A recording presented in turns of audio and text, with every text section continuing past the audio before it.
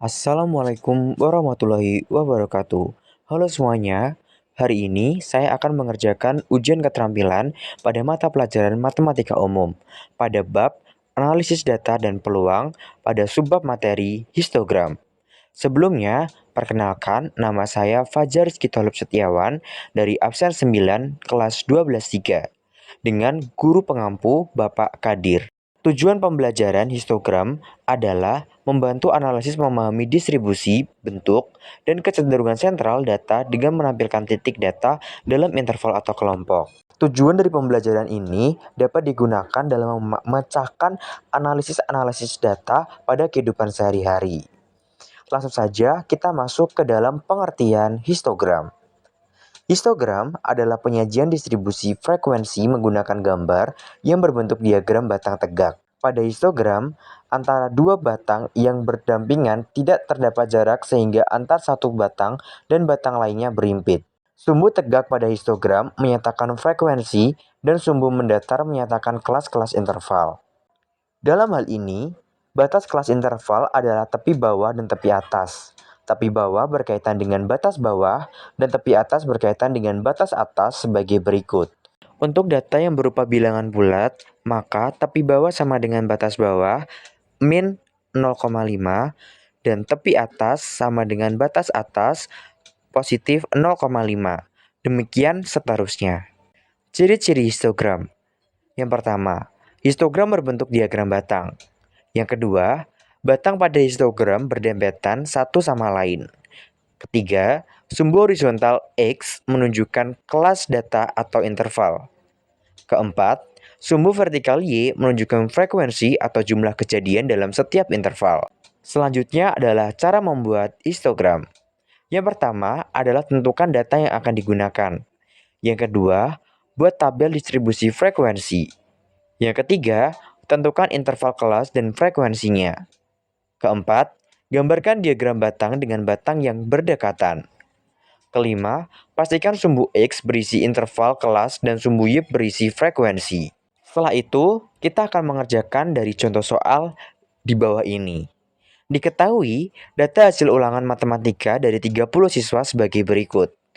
45, 50, 55, 60, 65, 50, 55, 60, 65, 70, 75, 80, 85, 55, 60, 65, 70, 75, 80, 85, 90, 95, 100, 55, 60, 65, 70, 75, 80, 85. Buatlah histogram berdasarkan data tersebut. Langsung saja kita ke dalam proses penyelesaiannya. Yang pertama adalah interval kelas. Kita harus mencari interval kelasnya terlebih dahulu. Interval kelas sendiri diperoleh dengan menentukan rentang nilai yang ada di dalam data. Data awal seperti yang telah tercantum pada soal, yaitu antara rentang 45 sampai dengan 85. Lalu kita cari dan kita tentukan nilai minimum dan juga nilai maksimum. Nilai minimum di dalam data adalah 45, sedangkan nilai maksimum di dalam data adalah 100. Kemudian, jumlah kelas. Jumlah kelas adalah umumnya ditentukan dengan aturan Stargess. Nah, untuk aturan Stargess sendiri, terdapat rumusnya, yaitu adalah K sama dengan 1 ditambah 3,322 log N. Dengan N adalah jumlah data. Jumlah data yang kita ketahui adalah 30. Sehingga diperoleh K adalah 6. Maka 6 itu adalah hasil yang telah kita bulatkan dari hasil 5, sekian-sekian. Nah, kemudian kita tentukan lebar kelas dengan cara L sama dengan nilai maksimum dikurang nilai minimum dibagi dengan jumlah kelas. Kita ketahui nilai maksimum adalah 100, sedangkan nilai minimum adalah 45. Dan jumlah kelas yang kita ketahui tadi dengan cara aturan Stargess adalah 6. Maka kita lakukan perhitungan. 100 dikurang 45 dibagi dengan 6 menghasilkan 9,16. Atau bisa kita bulatkan menjadi 10. Dengan interval kelas dibuat dengan lebar 10. Dengan rentang yang pertama 40 sampai dengan 49, 50 sampai dengan 59, 60 sampai dengan 69, 70 sampai dengan 79, 80 sampai dengan 89, 90 sampai dengan 99, 100 sampai dengan 109, 40 sampai dengan 49 dan seterusnya memiliki interval kelas dengan lebar 10. Setelah itu, kita mencari yang kedua, yaitu adalah tanda kelas atau kelas mark. Tanda kelas adalah titik tengah dari setiap interval kelas. Dihitung dengan rumus, tanda kelas sama dengan batas awal ditambah dengan batas atas, kemudian dibagi dengan 2. Misalnya, untuk interval 40 sampai dengan 49, batas bawahnya adalah 40. Batas atasnya adalah 49. Lalu kita jumlahkan. Kemudian kita bagi dengan 2, menghasilkan 45. Yang kedua adalah untuk interval 50 sampai dengan 59. Batas bawahnya adalah 50, kita jumlahkan dengan batas atas 59, lalu kita bagi dengan 2, menghasilkan 55.